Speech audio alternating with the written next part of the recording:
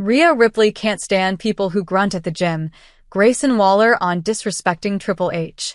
During a recent appearance on the Jazzy's World podcast, Rhea Ripley shared that one of her biggest pet peeves is hearing people grunt loudly while working out at the gym. On her biggest pet peeve in the gym, I've definitely said this before because I am such a gym person and I love going to the gym.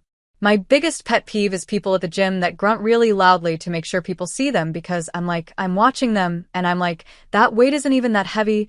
On not liking people being loud in the gym. Why are you making so much sound for, dude? Like, I could go over there and do that weight and I would not break a sweat, my dude. Like, I know you're not struggling. You're just trying to get people's attention. During a recent appearance on the Insight podcast, WWE superstar Grayson Waller discussed his time in WWE, disrespecting Triple H after winning the WWE Tag Team Championships, facing Edge at Madison Square Garden, his ideal guest for the Grayson Waller effect, and other topics. You can check out some highlights from the podcast below. On disrespecting Triple H and having a problem with authority. I think I have a problem with authority. Maybe I don't like DX in my former life. I don't know, but there's just something so fun about such a serious moment and not taking it seriously. I think everyone's just so respectful these days, it kind of makes me sick in a way. I think people are too respectful, especially of legends and people in the game who've done a lot of great things. Yeah, that's awesome, but this is my time now.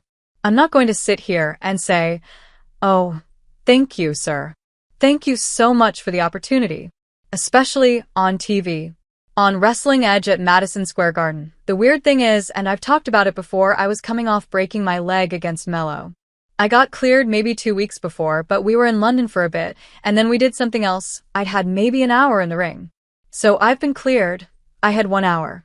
Then I was going to do the talk show with Edge, and all of a sudden, I find out the night before that I'm wrestling him. That's stressful because I don't even know if I can wrestle. I haven't really done anything on my leg. That's the first time I've really felt the pressure and felt nervous, and usually I don't.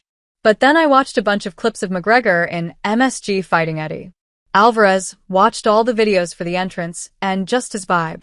I watched the fight 3 times, and all of a sudden I was feeling myself. I was like, what are you going to do? Not do it. And then from that moment, I felt completely comfortable. The match went great, and I came backstage and I could barely walk. My leg wasn't as good as it needed to be, but I got through it, and now I'm very glad that I went in with that type of energy.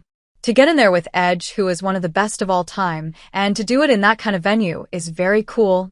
On being put over by Edge, aka Adam Copeland, after the bell, that's not something he is to do. As much as I'm the kind of guy who doesn't want to kiss a *S of the legends, my way of saying thank you to them is saying really horrible things and going at them. I want to be on your level. I feel that's the biggest respect I can give you is coming at you like everyone else. I don't want to sit back. But little things like that at the time, it didn't mean as much as it does now. Now I look back and go, that was pretty cool.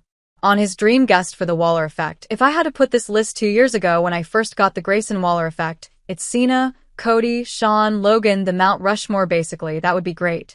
I've always said the dream guest is Trish Stratus.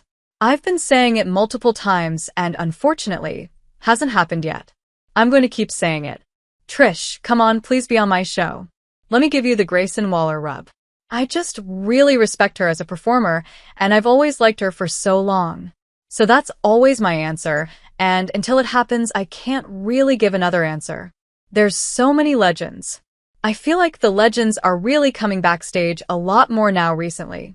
I don't know if it was different in the past, but every pay-per-view, there's just all the guys and girls from the past there. They're super excited. So hopefully I can get some of them involved as well. Grayson Waller on being paired with Austin Theory. I think we're just 2 incredibly good-looking, humble dudes, and they're like, this is gonna work.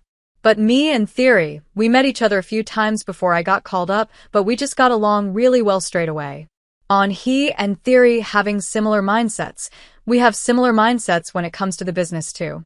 So we did a few little things together, and I was just like, we're both here to be great, and we're not going to let anyone get in our way, and we're going to work hard for it too, so we have similar mindsets, and it just kind of worked.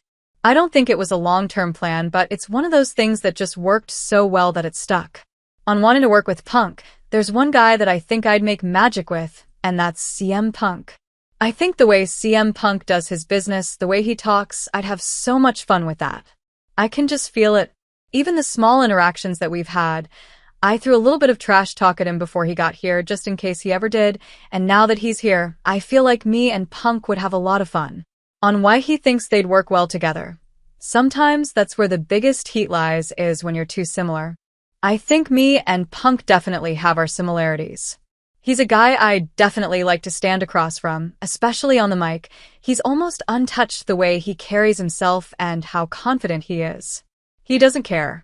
Whether he's good or bad, he doesn't care what people think, he's gonna say what he thinks, and I love that energy. I love that he has that energy, but I want to give that back to him. I want to see how he feels when someone does what he does to people to him. That's how I felt with Sean a little bit. It's like, Sean, remember what you used to be like? How's it feel? Now you're feeling what it's like to have you coming at you. I feel that with Punk. Punk's ruling it right now, but I want to be CM Punk from 15 years ago coming at him and see how he reacts and feels about that.